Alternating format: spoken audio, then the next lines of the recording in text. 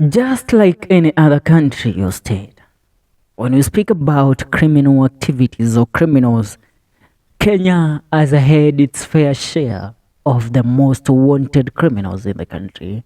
Today we look at the list of the top 8 most wanted criminals that have ever graced our country, Kenya. Many are those that you have heard or been associated with. Kenya has had criminals who have broke the law and gave the police force a hard time tracking them. Ranging from murder, rape, robbery with violence cases, Kenya's most popular acts got into history as a real pain in the law and order fraternity. Here are some of Kenya's most notorious criminals who will be remembered for their flawless and disturbing peace. Number 1, we have Peter Mwea Wakinyonga, alias Wakinyonga. Peter Mwea Wakinyonga, alias Wakinyonga, was a famous bank robber and a cold-blooded killer. His surname Wakinyonga is Swahili for struggling. He is the godfather in the history of Kenyan crime due to the lots of gangsters that he influenced in the year 1970s. Wakinyonga was the most wanted man in Kenya with a bounty of Kenya shillings 100,000 US dollars, or over 1,000 US dollars on his head. In his lifetime, he robbed millions of shillings from various banks countrywide. He was killed in the year 1978 after a dramatic gunfight with the police in a club in Kangemi, Nairobi. On number 2, we have Shimoli, Edward Maina Shimoli, alias the Jackal. Edward Shimoli was a cunning criminal who gave Kenyan cops a hard time. He was nicknamed after Carlos the Jackal, the terrorist from Venezuela who managed to escape from the police numerous times. He is reported to have been involved in over 89 incidences of rape and the murder of 14 people. Shimoli is also famously known for escaping jail more than 4 times and took police 10 years to catch him again. In 1996, Shimoli was rescued by his gang from a maximum security prison as he awaited his death sentence. He was shot with 5 others along Kangudo Road in the year 2007. On number 3, we have Gerard Wambogo, alias Wanogo. He was called Gerard Wambogo Monyera, popularly known to many as Wanogo. Started his life in crime in the late 80s and by the 90s was seen as a ruthless gangster who cared for nothing but himself.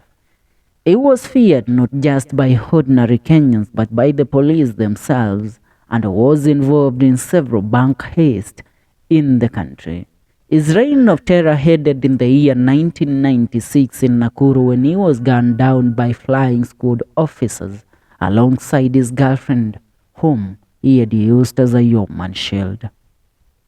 On number 4 is John Kiriamiti, a name that rings bells in the mind of many Kenyans. John Kiriamiti was regarded as a cunning and a calculating armed robber who gave Kenyan police officers sleepless nights. He was involved in dozens of armed robberies, mostly targeting banks in the late 60s, and was jailed for 20 years in the year 1971 for his crimes. Kiriamiti was detained in 1986 after being accused of being part of those planning to dethrone the then President Moi. In prison, Kiriamiti wrote several books, which are My Life in Crime being his most outstanding book. He was released 13 years later for portraying good conduct. On number 5, we have Philip Onyancha. Philip Onyancha is Kenya's most brutal, if not terrifying, serial killer in history. Onyancha is said to have killed and drank the blood of 17 women after in what he claimed was a satanic ritual. Onyancha mainly targeted prostitutes and street children and was arrested and now serves time in prison. On number 6, we have Bernard Maderi, aka Rasta. Bernard Maderi, aka Rasta, is in the criminal world was regarded as a no-nonsense criminal who hated opposition from his band of followers. Rasta is said to have executed fellow criminals who he regarded as a threat to his activities, as well as police informers.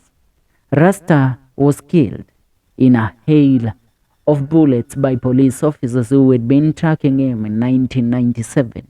His gang consisted of 4. 2 years later, his lover was arrested and jailed for 7 years in prison when a robbery attempt on an armored vehicle went wrong.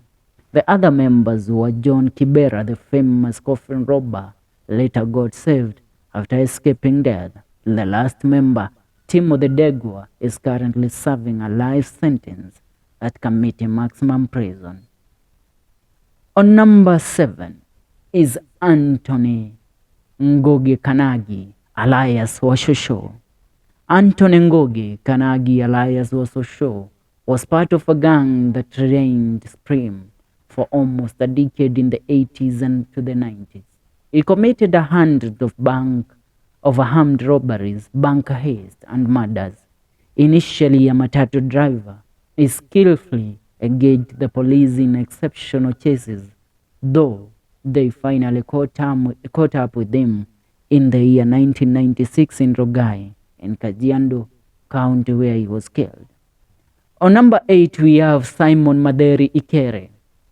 Simon Maderi Ikere was arrested and jailed for arson for 5 years at Committee Prison.